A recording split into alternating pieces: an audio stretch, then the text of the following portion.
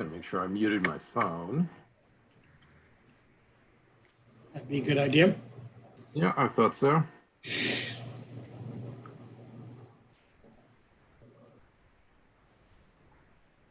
Welcome to the Nantucket Atheneum. Excuse me.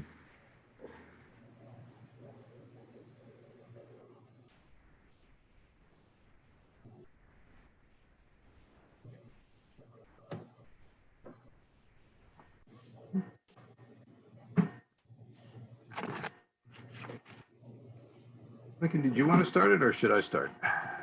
Well, there's no one in here yet, correct? Yeah. One.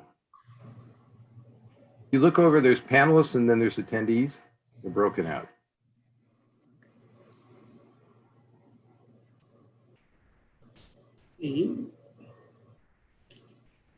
Doesn't show either. All right, welcome, folks.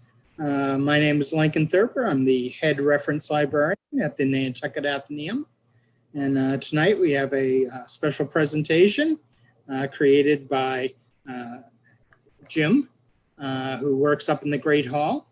Jim has been doing a little bit of research with some of the art and artifacts that reside in the Great Hall on the second floor of the Nantucket Atheneum. And he's going to give a little presentation tonight, which will touch upon many subjects from all around the world, including Nantucket, which is a very important place. We discover that every day. So we'll turn it over to Jim to introduce himself. Thanks, Lincoln. Hi, everybody. I am Jim Borzilleri. I am a reference librarian associate working with Lincoln in the reference area up in the Great Hall, upstairs in the Atheneum. And frequently, we get quite a few visitors who arrive in the Great Hall, and they have a bunch of questions about the paintings that they see up on the wall. So just to get started, let me just share our screen.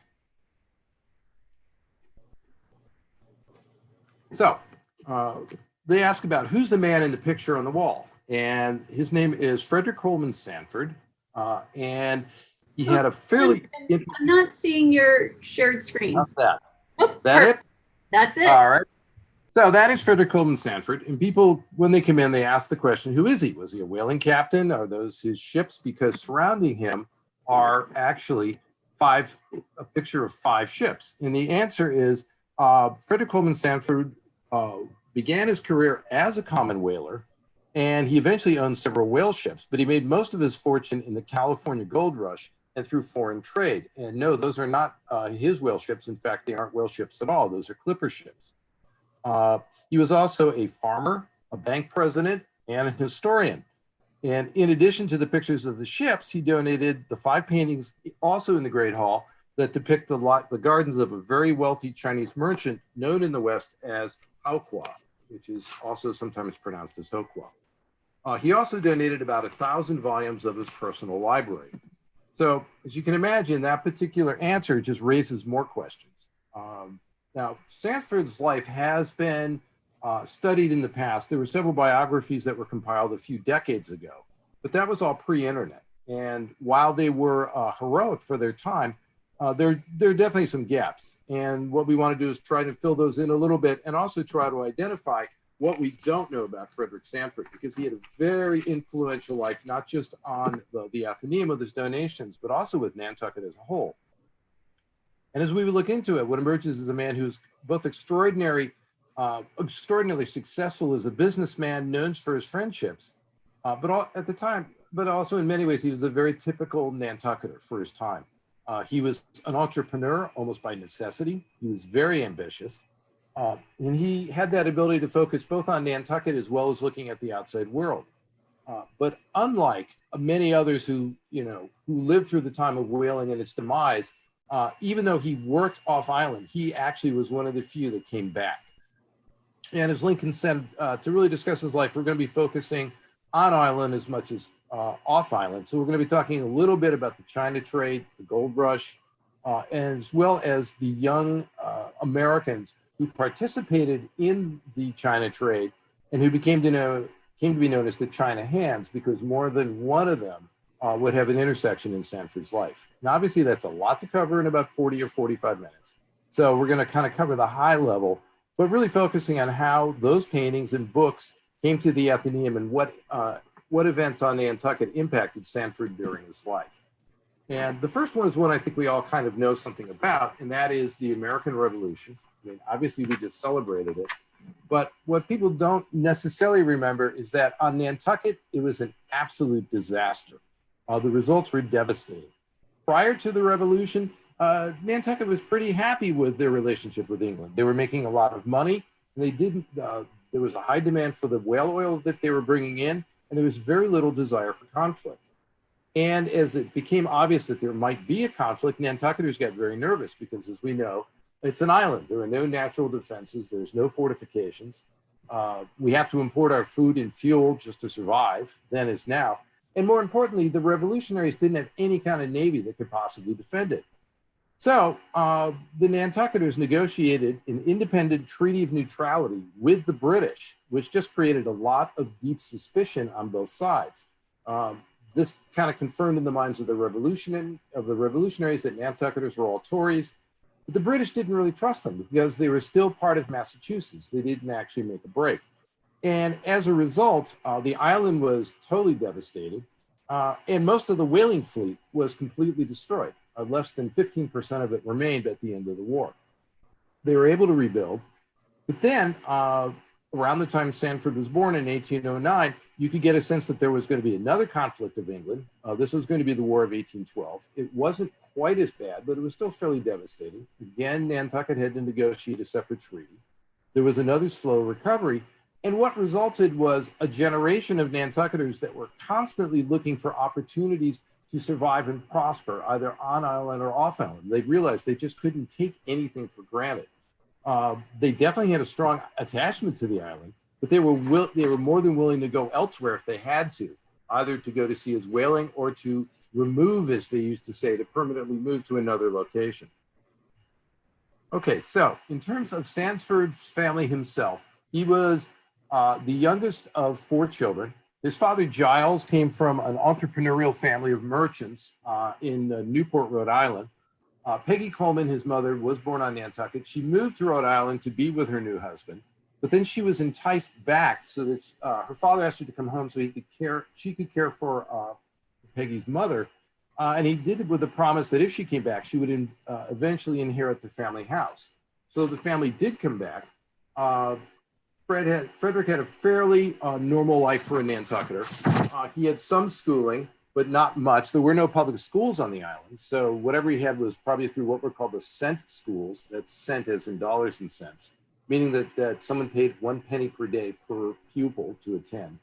But whatever education he had, it ended at about the age of 14, because like all Nantucket boys, he had to go make a living. And in this case, it was on whaling. He signed on to the whale ship Equator. The captain was a man named Joseph Barney, and he was out in the Pacific for about 3 years. Again, as an ordinary seaman, he definitely was not, an officer or even an officer candidate. As part of the trip, they put in the Sandwich Islands, what is now Hawaii, and there he met another young man who was going to have a really major influence on his life. And this is his picture here. It was a man named Robert Bennett Forbes. At that time, Forbes was about 20, so this painting dates from a little bit later than that. Forbes was related to the Perkins trading family through his mother, but his father had failed at business and had died young. So now Robert and his 2 brothers had to go to sea to earn a living. Now, because they were related to the Perkins family, the Perkins were New England traders, and like other New England traders, they always gave priority to family members. So Forbes secured a place on one of the ships, but as with Nantucket whale ships, once you're on board, you're going to have to prove yourself.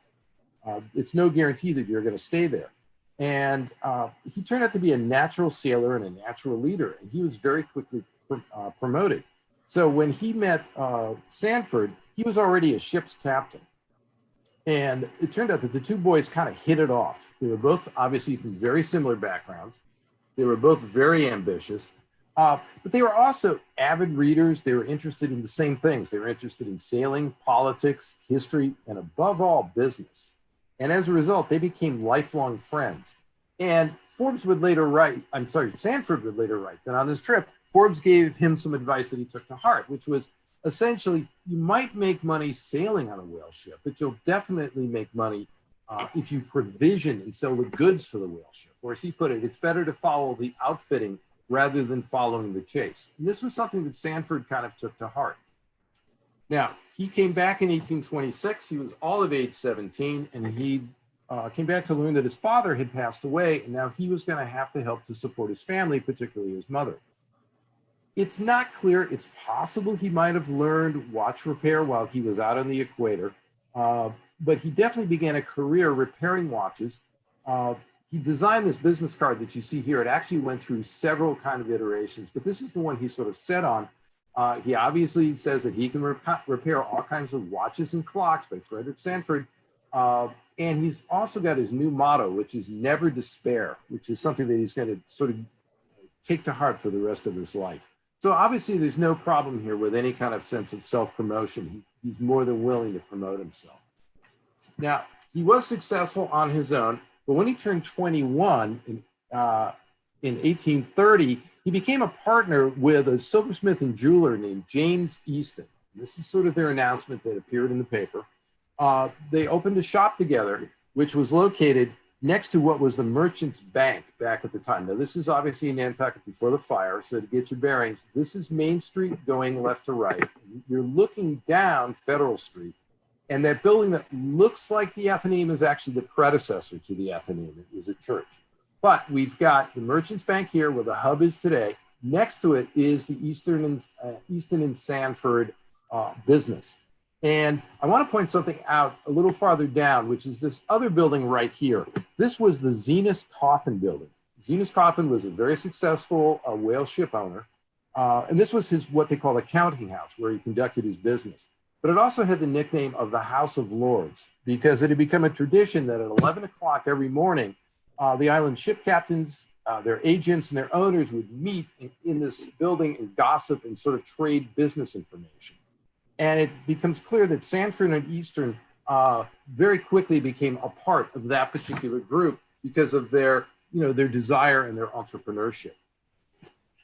Okay, so what were they selling? Well, they claimed to be selling watches and jewelry, but actually they sold a lot of other things besides. This is one of their announcements.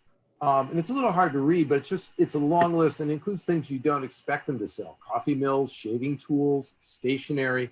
At other periods, they would sell beaver hats and cast iron stoves. And you get the impression that these are two young men who will sell anything they can if it's going to make them a profit. They were successful, so like many Nantucketers, they began to invest in ownership in whale ships. In those days, you could buy a fractional ownership, similar to the lay system. So it would be like a 1/8 or 1/16 or 1/32 share of the ship. And the trick that prevailed was that you would buy shares in many different ships. So if one sank or it burned or its cargo got seized, you would still make a profit with the others. So it's kind of similar to what happens today with venture capital and also with mutual funds. Now, we know that they were starting to invest in ships because they were now starting to run ads where they would note that they would hold the letter bag, which would be the letters that would be put on the ship to be sent out, the off chance that they encountered with someone at sea, and also the return letters, which is the letters they would collect, because, if whale ships encountered each other, they would meet, they might have a gam, and they would try and exchange the letters. And there were also letter drops at certain ports, and this is how information got communicated around. Like other whale ship owners, we know that they began sending out goods on the ships that they invested in. So we're starting to see them being a little more entrepreneurial, but they're also taking advantage of the whale ship ownership that they have. And they were very, very successful.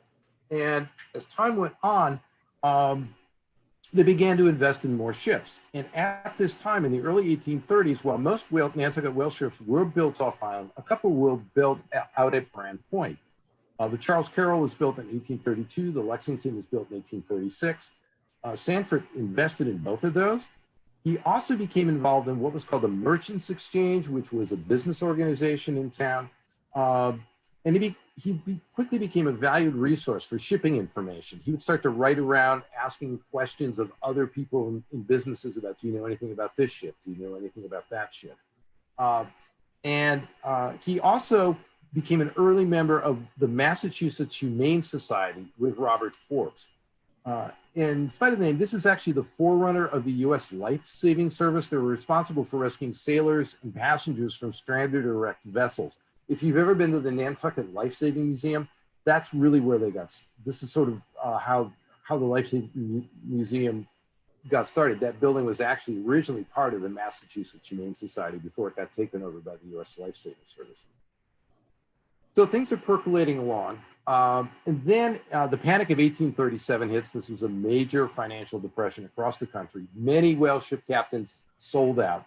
Sanford, however, aggressively purchased part or all of 2 ships. We're not sure how much he collected. These were purchased, as they say, on the fly. They were actually at sea, but they brought in tremendous profits, and he did very, very well, which may have led to why in 1838, he and Easton basically parted company. They parted friendly. But I think Sanford wanted to strike out on his own.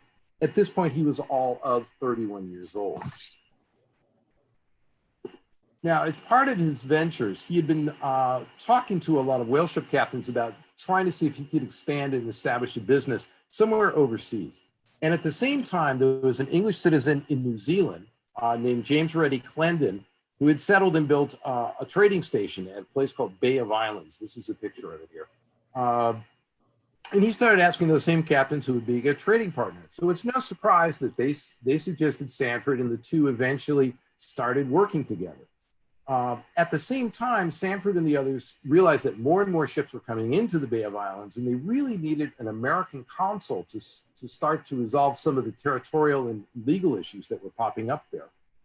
So Sanford, with others, began to lobby the U.S. government. It took a while, but it finally was approved. And in 1839, one of Sanford's whale ships, the Rambler, was going to be sailing out to that area anyway. And Sanford essentially hitched a ride going along with it.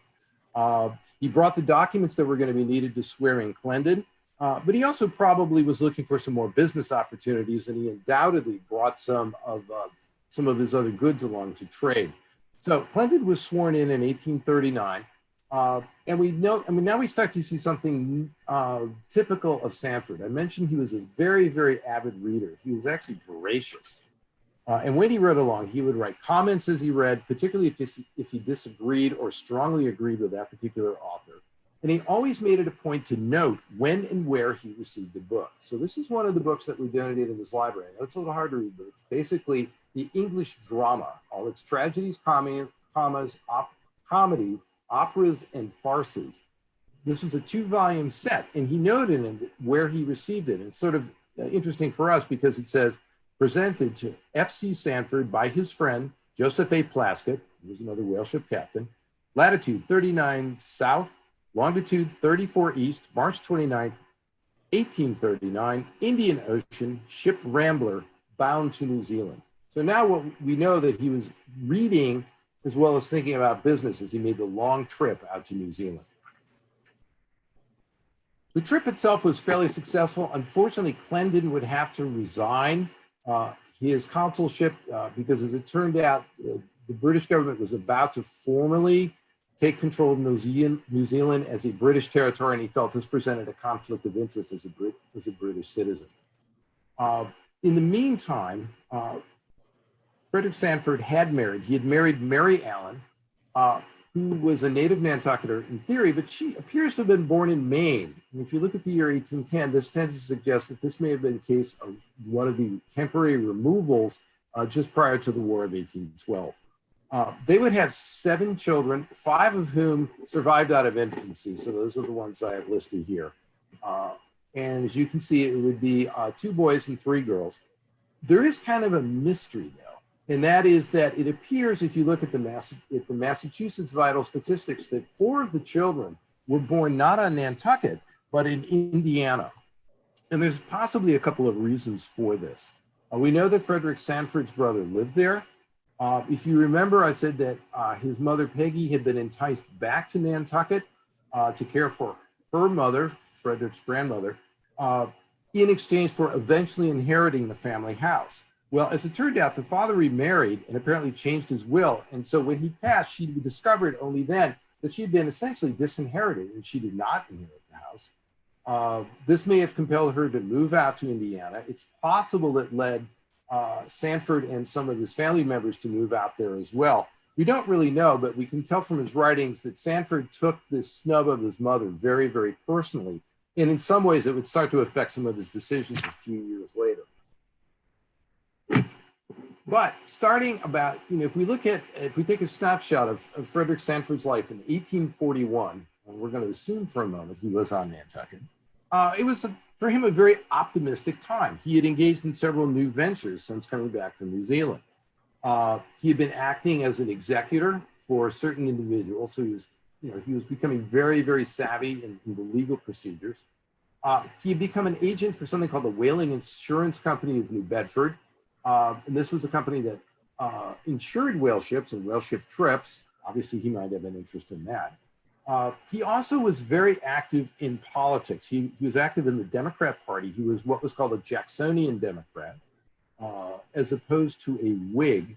The Whigs tended to be more big business, large banks. They tended to favor trade. So it's a little unusual that Sanford was a Jacksonian Democrat, but they tended to favor small businessmen and people who sort of were their own bosses, their own employers. So I think that may have been the appeal there. But he was absolutely a whale ship owner. This is a transcription of something he had written in 1841. You'll notice he spells profits with 2 Fs. We think that may have been for emphasis. But you can see that, he made a pretty good amount of money in 1841. Unfortunately, this would turn out, for all of his optimism, to be kind of a high point, because the 1840s were a very rough period, even for Sanford, who had dodged the Panic of 37. Obviously, the big item that I think we all remember is the Great Fire of 1846 on Nantucket. But even before then, the island was in decline. The sandbar over the harbor entrance was becoming more and more of a problem. Larger ships weren't able to get in. It was making it easier for them to decide that they wanted to, unload elsewhere. New Bedford in 1841 was already dominant.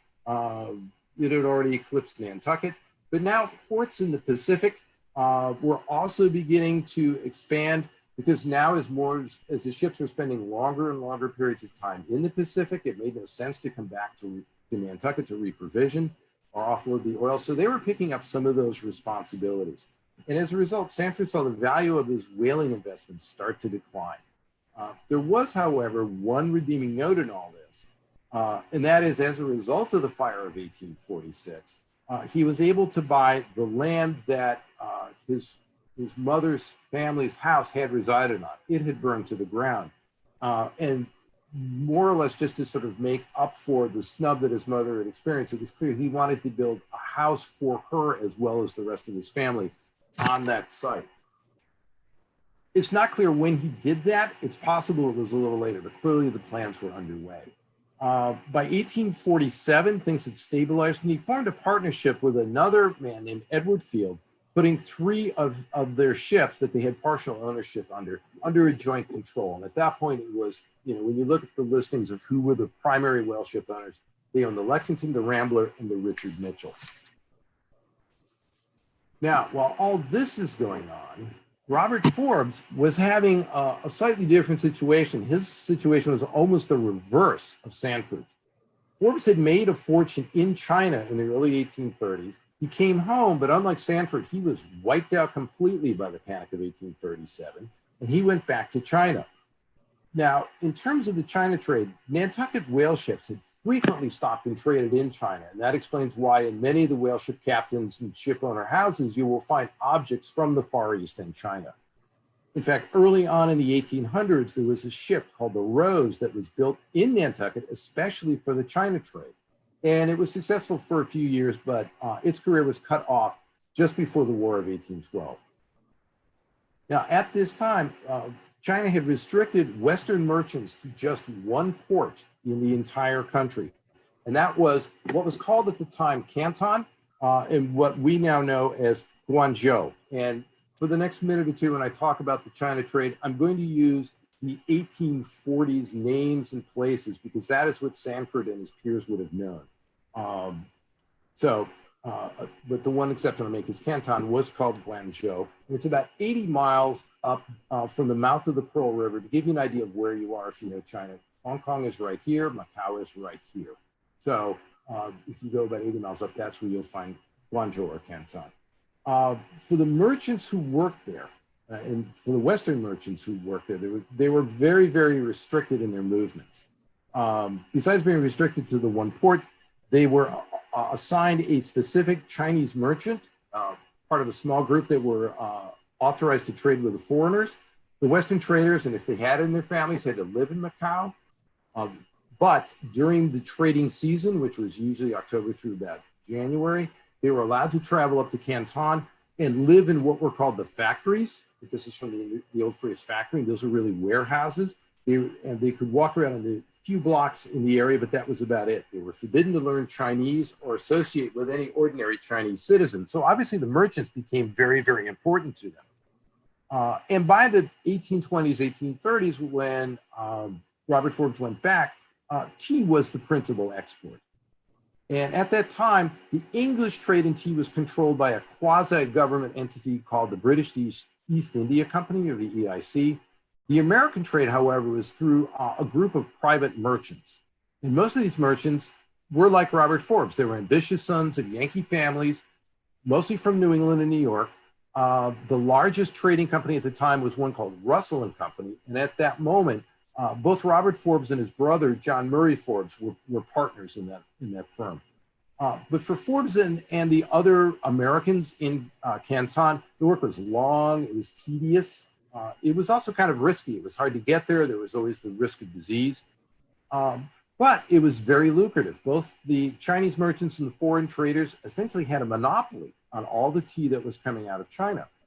There was an opportunity to make a fortune in just a few years. And while the living conditions were restricted, it was a good life. The Chinese merchants had provided to the Americans and the British servants so that would, attend to their needs. So they never had to worry about cooking or cleaning. But it was a very sort of tight, high pressure environment. So it's not surprising that the young Americans who were there would forge a very tight network called the China Hands. And they would these would make friendships like with Forbes and Sanford that would last them the rest of their lives. Now, many of the Americans, including the Forbes brothers, were befriended by one merchant in particular. And he was known in the West as Hokwa or Haokwa. Haokwa, we think is how it's pronounced. I may revert to Hokwa just accidentally. But Haokwa is actually the Western equivalent of his business name. It's really just the business name that he had. His actual given Chinese name was Hu Bingjin, but everyone knew him in the West as Hokwa. And he was quite possibly the wealthiest man in the world at the time, and certainly one of the best known citizens of China. He was a very astute businessman. He and his brother had originally partnered together and recognized that England was going to be ascended in the tea business, and they tried to win a greater share of the East India Company. But they were very cautious, and so they amassed a very large amount of cash reserves to absorb any bad times that came ahead. As a result, they were getting an increasingly larger share of the EIC business, and the British wanted to counter that, so they began to groom other merchants. But ironically, the EIC in Canton had a serious cash flow problem, and Hokwa offered to use his reserves to become their local banker. And he was offering them a very simple rate of 1 month loans at 1%. But that was far above the single-digit profit margin he was making on tea. And it also meant that he was profiting from the British attempt to undermine his market share. So you sort of had it both ways. A few years later, Hokwa wanted to counter the influence of the British, and he saw an opportunity in the Americans. So he began to befriend them, he advised them, and they began to form some very, very close attachments. Particularly with the Forbes brothers. He would entertain them at his very large estate, which was known not only for its pavilions, but also for its gardens. And it was sort of a symbiotic relationship. Hokwa kept the Russell Company updated on the political situation in China, and Russell and John Forbes in particular advised Hokwa on how to trade with Americans and how to trade in America. He would because Hokwa did not speak or write English, Forbes would write or edit any of the necessary documents. And eventually, Hokwa moved more and more business to the US traders. Now, he had a habit, which is very clever, is that when a young American trader would leave to go back home, Hokwa would commission a portrait of himself to be given as a gift. And this was a very Western style painting. It's very, you get a very strong psychological sense of who Hokwa was. It shows him in a very open, emotional kind of position. It's casual, his legs are crossed. And this was designed to remind them of their relationship to him. So when they were working in their office, they were sitting at home, they would look and see this painting hanging on the wall, and it would be a reminder of their relationship with Hokwa. It really is an example of branding. There's probably no other way to put it, and it was effective. And it definitely put Hokwa's brand in the minds of many Westerners to the extent that his likeness would be included in Madame Tussauds Wax Museum in London. Now, Hokwa was a very savvy businessman, and when he couldn't get the price of tea he liked in Canton, he would use the US firms to ship it on consignment to America, where it'd be auctioned, hopefully for a higher price. And eventually he made the Forbes brothers his US agents for these kind of consignments. And he began to ask them to hold on to the money, not send it back to China, but to invest it in the US, because he wanted to have a reserve outside China that could be used by his family if needed. But he insisted to the Forbes brothers that whatever they invested in had to be very safe and very reliable. And this was never more than 4 to 5% of his overall worth, but he was worth in $1840, maybe around 26 million. So this was about $1 million of that he had invested in the United States. When Forbes returned to America, this would be John Murray Forbes, not Robert, this is his picture here. He began to manage Hokwa's account under a separate investment, which he called the American Stock Investments. This was, in spite of the name, it was mostly bonds rather than stocks, because he wanted to be conservative as possible, and it was a blind trust. Hokwa had, no oversight over how it was being managed.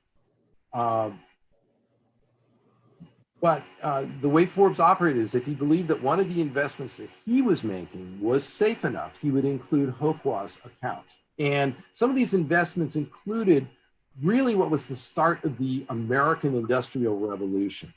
Forbes and his team bought an iron work in Maryland called Mount Savage. They would add a rolling mill, which produced the first iron rails in America. They produced the Michigan Central Railroad, which was then running from Detroit to Kalamazoo. They extended it to Chicago, and this ran the first trains from Chicago into the East. Chicago grew as a city as a result of this. Immigrants would move out. This now became a major way of moving grain back into the East Coast, and Forbes made a fortune. He also invested in ship's locks that connected Lake Superior to Lake Huron, which finally joined up the Great Lakes. They also combined a small group of Illinois railroads to create the Chicago, Burlington, and Quincy, also known as the CB&Q. And they also purchased other railroads as railroads were built out in Iowa and Missouri. And the irony here is that Forbes was originally kind of hesitant about getting into the railway business. He thought it was too risky and he had to be persuaded, but it turned out to be one of his best investments. Well, it's a good thing that Hokwa had placed some of his money outside the country. His concerns were well placed. And that's because if you go back and look at the tea trade in the 1810s and 1820s, it was essentially one-sided. Because the West was importing a lot of tea out of China, but there were very, very few goods that China wanted to buy from the West. And as a result, there was a significant balance of trade deficit, particularly with the British. Most of their purchases were in silver, which would then stay in China. And England's silver reserves were starting to run low and constrain the economy. So seeing no alternatives, the EIC turned to opium. Now, it was legal in America at the time, but it had been banned in China. There had always been a small, steady demand, which was met by a network of smugglers, supplied in part by the Western traders. But the EIC really ramped up the production. They expanded it and they flooded the market. And for good or ill, it worked. At least it worked from their standpoint. By 1820s, the balance of trade was reversing and silver was flowing out of China. And China now had a growing addiction problem. Most of the US companies were involved on a much smaller scale in the opium trade.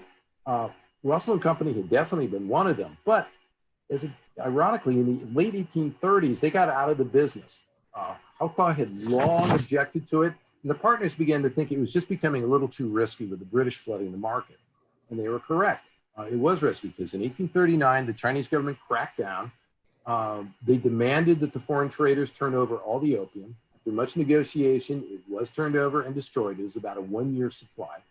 The British, who were the primary suppliers of the opium, were enraged. Their prime minister eventually persuaded Parliament that the destroyed opium was an affront to British free trade and that they should demand that China pay compensation. China naturally rejected the demand. The British merchants left Canton in protest, and they expected the American merchants like Forbes to follow. But Forbes said, no, we're not in the business. We're out of it. We've got no problem staying here. And they did. And they made huge unexpected profits because now they had the monopoly on exporting tea out of China. And they also were able to ship the tea that had already been sold to the British and was stored in the Forbes warehouses out to the British interests. Well, by 1840, the British warships arrived. They were technologically far superior to the Chinese army at that point. The Chinese were still fighting with sailcraft. The British had steamships. And within 2 years, the war was over. China capitulated. They compensated England. They leased Hong Kong to the British. And they eased the opium restrictions, and something that would affect even Fred Sanford a little later, they opened the trade not from the one port, but now to the 5 ports. And this is the beginning of what was called the 5-port era in China. And this presented a new opportunity for both the US and England. The volume of trade had been constrained while it was in Canton. So now there were 4 more ports. There were way more places to trade from. The volume of tea shot up. And unlike the way we buy tea today, back then it was actually a seasonal beverage because it was dependent on the ships, the winds that favored the ships that would return to the west. And so those were seasonal. And so tea would arrive on a seasonal basis. And obviously when it arrived in the US or into Europe, a premium was paid for the first arrivals because that was the newest stuff.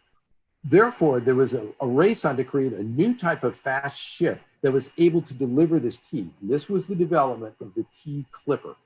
The clipper design has its roots in earlier American ships, particularly those that were used as privateers and smugglers. But now they were scaled up to be able to carry a much larger volume. One of the former Russell traders, this man you see here, Abel Abbott Lowe, was a partner, and he left to start his own company to take advantage of this business. And some of the first ships he built were kind of disappointing. But one of his captains came up with a design that was based on his personal experience he thought was faster. He named the ship the Hokwa. And by the way, this is one of the paintings in the Atheneum. And it performed as advertised. It was much faster than its competition. And Forbes used this competitive advantage in a new strategy.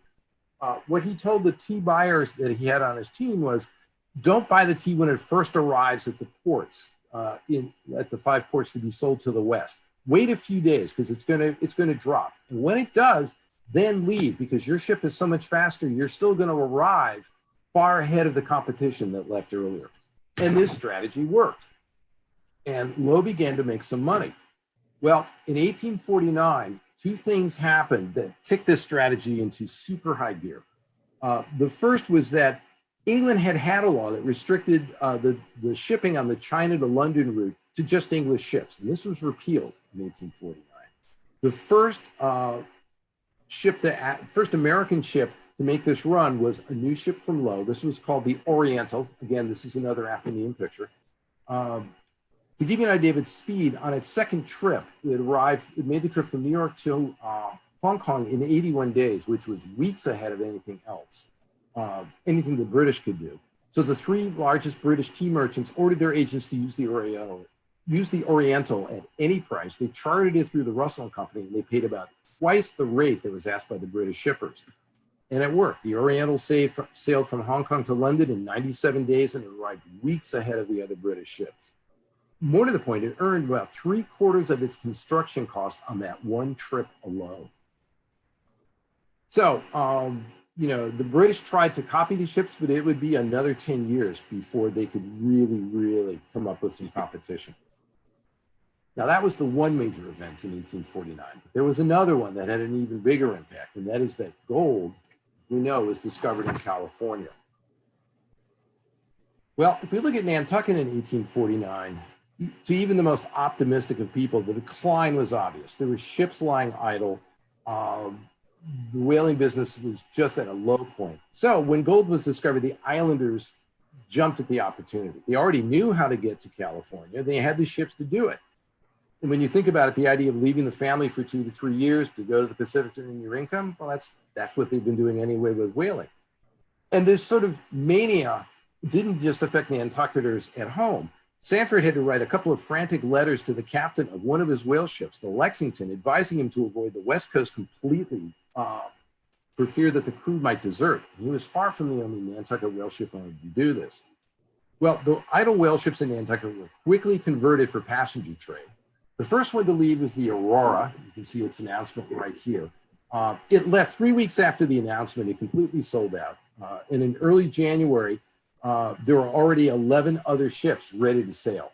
And it said that Sanford had probably partnered to buy an outfit, at least 4 of them. And by the best estimate that we've got, about a quarter of the population of Nantucket's remaining citizens, mostly it's young men, went to California. Now, when they got there, their whale ships were pretty much abandoned. And this is taken a few years after the gold rush began, but it gives you an idea. If you look and you see all of these ships there, the problem was there was nothing to take back from California. And the canvas, the metal, and some of the wood on the ships themselves was worth more than any kind of supply. So the ships were stripped. And what's left was used as what was called used as a warehouse, or was just hauled ashore to be used as a building or as real estate.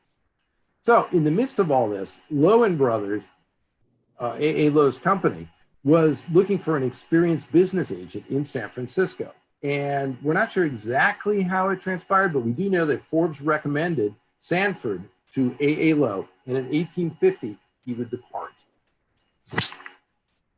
Now, I mentioned that a minute ago they had to strip the ships because there was nothing there. Let's back up for a second and talk about how this looked from the companies like Lowe & Brothers. This was an absolutely unforeseen business opportunity because before the gold rush, only a handful of ships landed in California. We think in the first year, over 750 arrived, and more to the point, they carried 26,000 would-be miners. But when they got there, there was no infrastructure to support them. A city and a regional area had to be built, but almost everything had to be brought in. There was nothing there on the ground. Meanwhile, these miners that are there are finding gold. They're creating fortunes. And so the price of anything that was available in California absolutely exploded. It was 10, 15, maybe 20 times higher than what it would have been on the East Coast. Profits for even the most basic commodities were zooming out of sight. And everyone realized this couldn't last.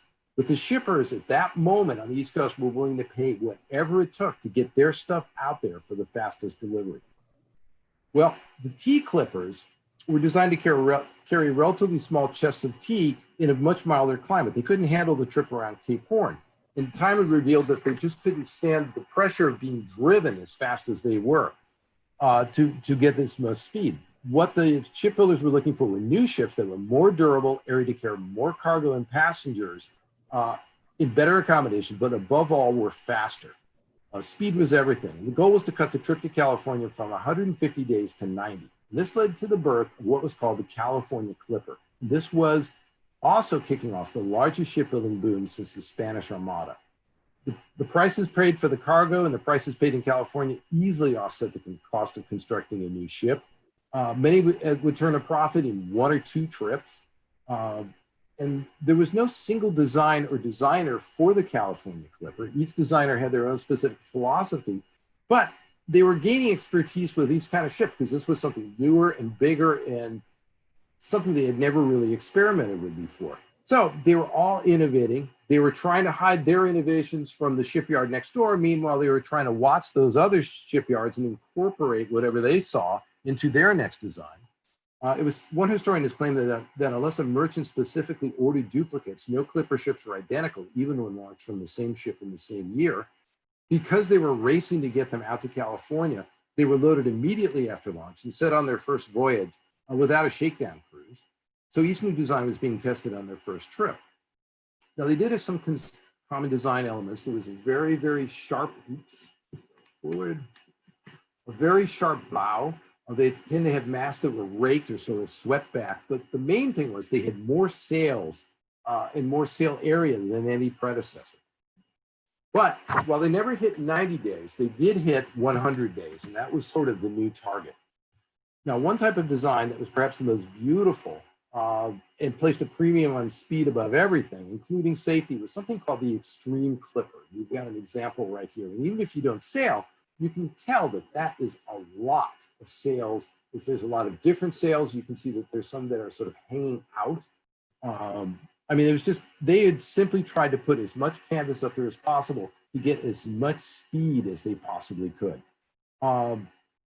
These kinds of ships obviously were very vulnerable. They were vulnerable to storms and even an unexpectedly strong gust. There were other ships that weren't quite as ambitious. These were called medium clippers, but they also carried significantly more sail than everything else. And as the competition became more heated, the most desired captains were the ones who were called drivers. And that doesn't mean driving like patiently driving a car. That means in the sense of like striving vigorously toward a goal. You know, you're just pushing as hard as you can. And these captains were willing to push their ships, carrying all this sail in an untested design to the limits of their safety, if not beyond safety, just to save a day or two. While the best drivers would break records, and that would make profits for the owners, it was very common for these ships to be dismasted, to have the sails blown out. It said that 2 ships designed by Donald Mackay, the Boston designer, were dismasted on their maiden voyages, one of whom was captained by Mackay's brother. Now, the additional sails also meant a larger crew because they needed to adjust everything, and the higher mast and the massive sails made everything more dangerous. The demand for more crewmen arose just as the availability of experienced sailors had begun to dwindle. There were factory jobs that were paying more. If you didn't want to risk your life going around Cape Horn, the Atlantic packet, the ships that went back and forth between the US and Europe, were much more attractive. The ship owners were getting desperate for crew members, and gangs were sometimes hired. They were called crimps, and they would drug probable sailors at saloons on the waterfront and deliver them unconscious to the ships. This is where the phrase Shanghaiing comes from. To look back at Lowen Brothers, they wanted to profit with the California trade, but they were a little more cautious. And they knew that the California boom wasn't going to last forever. And they wanted something that could be deployed to the tea trade when things settled down. And so their solution was the Surprise. And again, this is another ship in the Atheneum. It was launched in 1850. It was the largest clipper in Lowe's fleet. And it was just a record setter. It went from New York to San Francisco, and then in 96 days, and then pushed on to China from there. And Lowe now created really a sort of round-the-world circuit. The ships would go from New York to California, to China, to London, at each point unloading and reloading cargo that would be most useful to be sold at the next port. And this is where Sanford came in, because he was their agent in San Francisco, and he was responsible for offloading what arrived, trying to sell it for the best price, but also trying to figure out what, if anything, could be loaded for the run across the Pacific. And while he was there, he also began to recommend other sailors from Nantucket to captain some of these ships. In particular, he recommended Henry Coleman to captain the Hokwa. This is his picture right here. Later, he would also recommend William Cartwright. And he was still in the whaling business. He was still partnered with Edward Field, and in 1852, they built the Memnon. It was launched, but on its first voyage, it was set afire by 3 disgruntled crewmen and was declared a total loss. Excuse me. We think he sold his last whale ship in 1856. Now, while he was in while he was in San Francisco, he did begin to amass his art collection. He would have the Lowe captains make the purchases in China. These are all, along with the ship pictures, examples of what was called Chinese export art. These are the pictures of Hokwa's garden that we have hanging. We don't know the name of this particular artist. We do know that the ship artist was known at the time as Nam Cheong.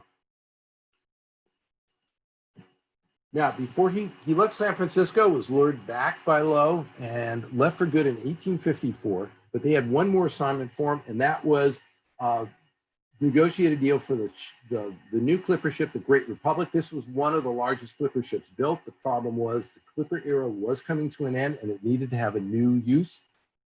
And so Sanford was sent to London, and he negotiated a charter by France to use this as a troop carrier during the Crimean War.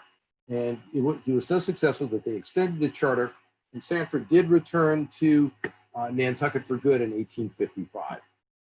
Tragically, either right before he arrived or right after he arrived, his son Herbert would die in an accident. He, like many Nantucket children, they were using the docked ships as playgrounds.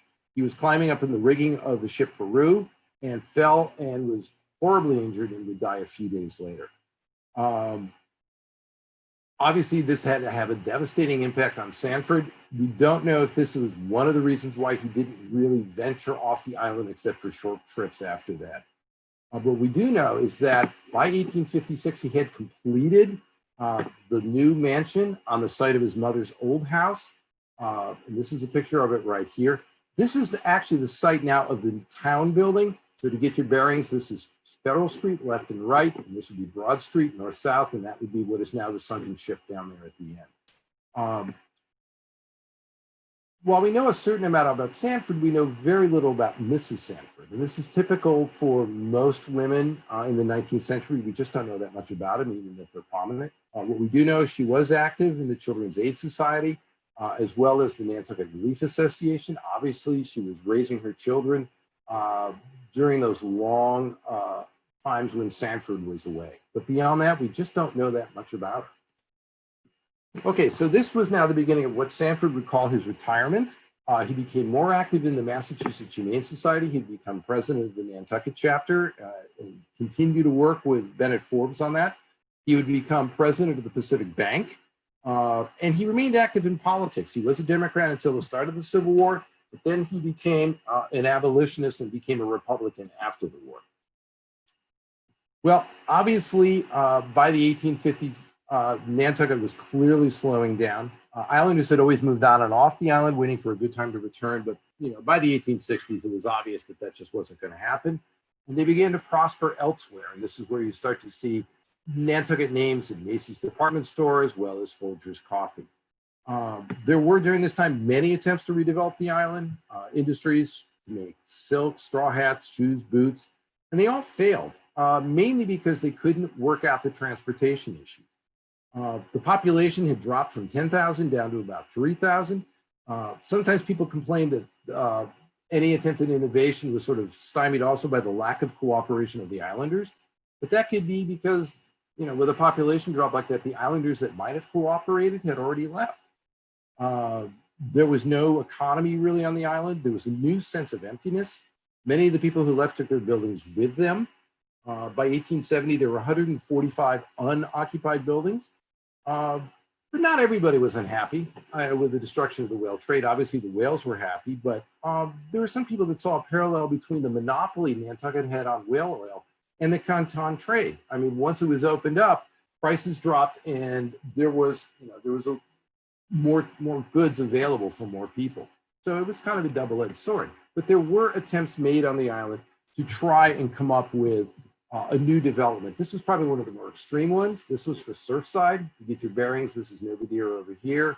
Over here would be South Shore Road. This was developed by the Coffin Brothers.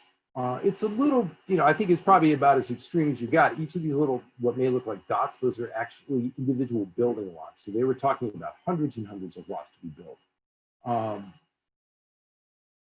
It is also said that 68 of the abandoned homes and farmhouses were demolished to use as the foundation for the roads that they were building out. Lover's Lane still exists today. Frederick Sanford, however, had a slightly different view of what he thought Nantucket should be. He thought farming would be the solution. He bought and consolidated several abandoned farms. The largest, possibly up to 300 acres, was one called Beechwood, which was in Pulpus. And he tried to use the newest techniques and technologies to make a profit. He was crossbreeding cattle. He built a new stone barn. He was publicizing the use of kelp as a fertilizer. He also remained, and it's not really clear why he picked up farming. It could be that had he been in Indiana those years ago, maybe he saw how farming could be conducted. It could also be as a Jacksonian Democrat that he believed in the idea that if you were a farmer, you were your own boss, as opposed to being a wage earner. That probably appealed to him. At the same time, this was, he was obviously the president of the Nantucket Bank, so he was probably financing some of the other more conventional development ventures, but this is what he was doing with his own money. Well, farming never took hold. By 1886, there were 34 undeveloped ones. The larger developments, such as the one on Surfside, obviously failed, but the summer trade continued to grow. The visitors liked the isolation, they liked the rural comforts, but they didn't want the massive developments. And actually, Nantucket was becoming attractive because of its emptiness and its clean air and its water, which is all fairly recent. When you consider that, yeah, it was empty because it used to be a factory town with 10,000 people. Now it was approaching 3,000. It was also becoming more scenic. Obviously, the working industry of the waterfront was gone. Now you had scenic empty wharves. You now had farmland that was becoming open meadows. Then, let's face it, that's why people come here today. And to be fair, this departure of the people that had been in charge gave opportunities to new arrivals from other parts of the world who quickly took hold on the island and built a life for themselves. One of Sanford's other activities at this time was as sort of the self-appointed island historian. We know he was an enthusiastic reader of history, and he was recognized that the last generation of whaling captains, what he called the sea kings, were passing. This is a point when ship's logs, whaling logs are being tossed, or just given to children to be used to draw in. And Sanford wanted to record and write this particular history down. But it also gave him a chance to kind of put his particular stamp on how that history had transpired. And I think part of it also was a counter to sort of what was emerging of the stereotype of the quaint Nantucketer. Given that Sanford was a bare-knuckle businessman who had competed on the global stage, and he knew this is exactly the world that the whale ship captains and ship owners had competed in, it probably drove him crazy with the idea that Nantucket was sort of now being seen as a bunch of colorful eccentrics who knew little of the world and just kind of meandered through their day. So he was trying to sort of set that record straight. And towards the end of his life, he became known as the King of New England. He was probably at this point the richest man in the island. He was always well dressed. He drove a team of black horses. He would serve as president of the bank for the rest of his life. Whenever a major figure came to the island, there were two sitting presidents that arrived. He would entertain them. He also entertained Frederick Douglass and his wife. But it wasn't idyllic. He was involved in one or two lawsuits. And sadly, only one of his children would survive him. But he does appear to be in relatively good health until about the age of 80. The last two winters were spent in Boston. We think he may have had some health issues then, and he would die of a stroke in August of 1890. Well, what kind of legacy did he leave? Well, he was an entrepreneur, and I think he was concerned that the island maintain its economic self-sufficiency. The one comment we have from him in his time in San Francisco was one of the captains called him a driver, which would be a compliment, given what the word meant at the time. The mansion that he had was sold to the town and eventually torn down. Ironically, its demolition would fuel the preservation movement in many ways on the island. He left an estate of roughly $200,000. And after his wife and daughter was provided for, he directed that it be split three ways. And I think this really is his legacy, because you can see this is probably where he wanted to be remembered. A third went to the town, and it's still around these days. It's called the Sanford Fund. A third went to the Unitarian Church, and the other third went to the Atheneum. Also, he donated, obviously, his paintings, as well as his library of 1,000 books. I think if we had to say, how did Sanford want to be remembered? That would probably be it. Okay, so that's our presentation. Lincoln, I don't know if you have any questions or comments, if you want to open it.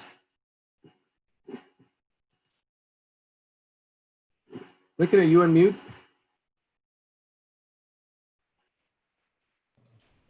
Yeah, There if you you go. have questions or things, there's a Q&A button that will appear if you put your mouse at the bottom of the screen, and you can type in your questions there. We don't have any questions right this second, so I'll just ask a question of Jim. Jim, when his son died, you said he was playing in the rigging. How old was he? He was 10. 10. Oh my God. So, And that was, yeah, and that was common. You know, they really used it as their playground. You know, I guess the assumption was in a few years they'd be going to sea for real. Obviously, the crew would prefer they not be up there. But you know, in this case, it just ended badly.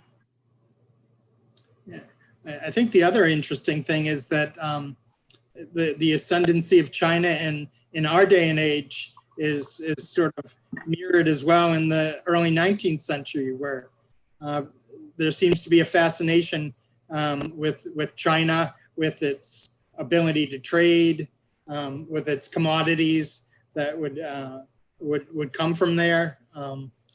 So it's sort of fascinating, and especially I would guess in New England, we have cities like Canton, Mass, that are named after the trade city in China. Yeah, they were. You know, and obviously, if you go into any old house, you know, certainly in Salem or Boston or Newport or obviously Nantucket, you'll see those that were imported from China. They were all highly prized. Particularly, you know, originally the silks and the porcelains as well as tea. But eventually, as time went on, people began to, you know, the West began to duplicate those, but tea was not something they could duplicate for a while. I have a question. All right. So, and I don't know if you can or want to answer it, but you talked a little bit about this, you know, in telling his story, you talk about the cycle of Nantucket. It reached a point where there were 3,000 people left. And then it kind of starts off, well, now it's desirable and then when people showed up, there was less competition. So if you were creative and entrepreneurial, you could kind of make a go at it. It leveled the playing field. And I'm wondering, using that cycle that Nantucket's going through, could you speculate on where you see the island going? Who knows? No, that's a good question. I think probably the future is a little brighter at this point because they're just, you know, well, let's put it this way. It really depends on the macro economy. Who knows how that's going to go. So, you know, it's really hard to say. I'm not sure you can use the past as a predictor because I think the difference is the last time out, you know, we were a one industry town and that industry was destroyed, which was whaling, you know, and not only did we no longer hold a monopoly, but, you know, the demand for the product went away. And it's just sort of, it's interesting though, when you look at, you know, the proposal for Surfside, which in some ways is kind of horrifying to us right now. You know, think that there could have been 500 dwellings all in that one area. But I think for us going forward, I'm not sure the past is a good predictor. I know it's a non-answer answer. That's okay. I wish I knew so I could invest.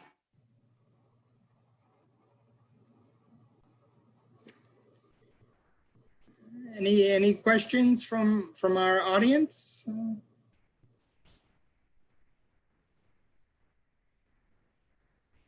You can type it into the chat. Oh, Whoop, we got a question. well, we have a thank you. Wow, what a history from Mary. Oh, thank you, Mary. Yep. Yeah, Jim did all of this research, and he's really very rigorous about it. I can tell you this, that, you know, the paintings up in the Great Hall, many of the paintings we showed in this presentation are on display in the Great Hall right now. And it's just fascinating to see like how historically important the ships behind the reference desk are, you know, how extremely powerful and observant Frederick Coleman Sanford was as a businessman, as an entrepreneur, you know, showing off really that what we might think of as that 19th century Nantucket spirit. And also just the beautiful painting that, you know, when he was president of the bank, is that correct, Yeah. Jim? That painting was Eastman Johnson painted, and that's when he was sort of president of the bank on Nantucket.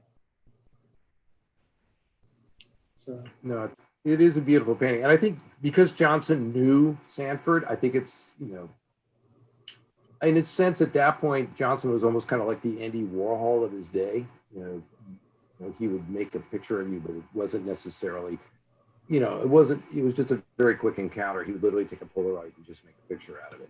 But because Johnson knew Sanford, I think we do get a bit of the personality.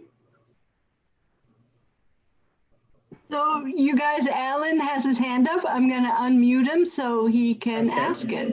Hang on a sec. Hi, Alan. Do you have a question?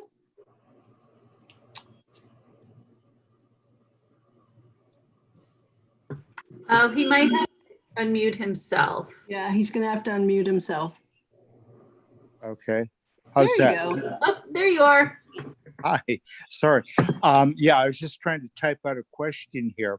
I'm curious about Beechwood Farm. I understand that that was really a showcase farm that Frederick Sanford owned, and he was very proud of the farm itself. And I'm wondering if you have any more information about just Beechwood Farm. Well, yeah, there are a handful of articles, and a handful of photographs, but you're right. It was a state-of-the-art farm. I think that's where a good chunk of his wealth was probably invested. He was breeding pigs, I can tell you that, because when you look in the paper, you'll discover that every year his pigs were bigger than the previous year. He was kind of going for the record. He was trying to do modern dairy techniques as well as take advantage of anything that, could possibly be copied by other farmers. And I think that really was sort of his goal. We have some pictures of his building. I think the building might still be extant, but don't hold me to that. Unfortunately, after he died, it was eventually reverted to the Cranberry Company. Right. Well, thank you. So I don't know if there was an article that was written at the time of someone who came down for a visit. I think, Lincoln, we've got that in the scrapbook. So at some point we might scan that and make it available, but it's a little short on facts. I'd love to know, for example, what particular crops he was growing or how much he worked with other farmers. And I don't know if there's that much information. But if you have any specific question, we can certainly go into our files and see what we've got. It's well, I was just more curious about, somebody with his incredible background, all the things that he did, and to be a farmer, and I understand that the Agricultural Society, which is out in Pulpus, was very active, and of course there were a whole string of farms along the Pulpus Road. There were, and the sad thing is he was able to buy a lot of those up because they were abandoned. Exactly. Yeah. But I think this is something that's in the category of we want to do more research on it. I think the answer to why this guy would get into farming is Indiana. Because we know his family was out there, his brother was out there. If in fact, the birth records are correct and he did spend some time out there, he was probably seeing what would be possible, in a much more fertile area. In my mind's eye, I just sort of imagine him on a train or however he got out there going through, Pittsburgh or the grimy cities, and then suddenly it's just, thousands of acres of farmland. And I think that might sort of explain where he got the inspiration. Well, interesting. Thank you. Okay, thank you. Thank you. Any other questions folks have, or? There's a question from Mary in the Q&A. All right. Okay, do I know if today's Sanford family and Nantucket is related to Sanford? Yeah, there is a connection. How close it is, I don't know. Obviously, I don't think it's a close connection because I'm not sure how many of Frederick Sanford's relatives, I'm just kind of keying back here. There may be a distant relation. I know it's sort of a non-answer, but I'm just pulling up something here. All right, because he did have, possibly through Edward, but I need to check that out. The problem is Sanford's a very common name. But yeah, when I think of the other Sanford farm, that would be who I think of. But I don't think, it might have been at best second cousin. I mean, definitely they would not be direct descendants because sadly there were no direct descendants from Frederick Sanford.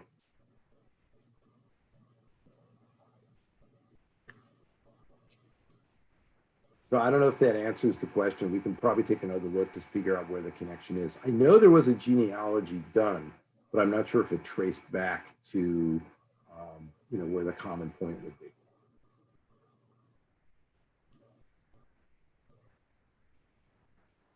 Yes, Robert Ratliff. Yes, this is an interesting story. He was a seaman, and I think he was at the Battle of Trafalgar. And believe it or not, I think he was, I can't remember the exact story, I apologize, but I think it was something along the lines of he might have been part of a shipwreck, or he was cast ashore, but he came here and he was extremely old, as you might imagine. I think he was blind at that point, but people would stop by and he would tell them stories about, meeting Lord Nelson, this sort of thing. And Sanford wrote it up and put together a large piece and said, it's really too bad that this guy is living here on this island and he's penniless and someone should do something about it. And it was instrumental in actually his securing a pension for the last tiny little bit of his life. So yeah, this was written in the paper and it was sort of widely reported at the time. So yeah, the memorial in the North Cemetery was paid for by Sanford. He had befriended him. And, again, this was part of his effort to preserve, the memory of that generation of sailors, before it disappeared, because, it was disappeared. And, he tried to keep as much as he can. So yeah, that's absolutely correct. Ratliff was definitely a friend of his. And a shameless plug, out on our website, we do have under reference the digital archives and of the newspapers. And I do know if you go out and search in 1880, just looking up Ratliff, you'll find the articles.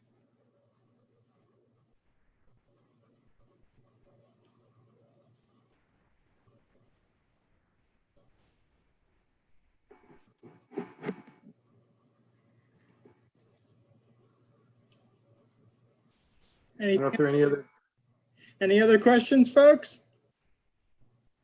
Well, we thank you for coming to our presentation. As you know, hopefully when we open again, you'll be able to re-examine the pictures in this new light and appreciate them. Over the past few years, the paintings in the Great Hall, Sanford's painting is going to go out next to restoration, but the ships that surround him have gone through restoration, as well as the Gardens of Hokwa. So they are bright, fresh, and new. And hopefully we will invite you back when we are allowed to, and you can examine them through this new lens. So I think that's it. All right. Thank you for coming. Any last words? Thanks, everybody. All right. Thanks, everyone. Thank you, guys.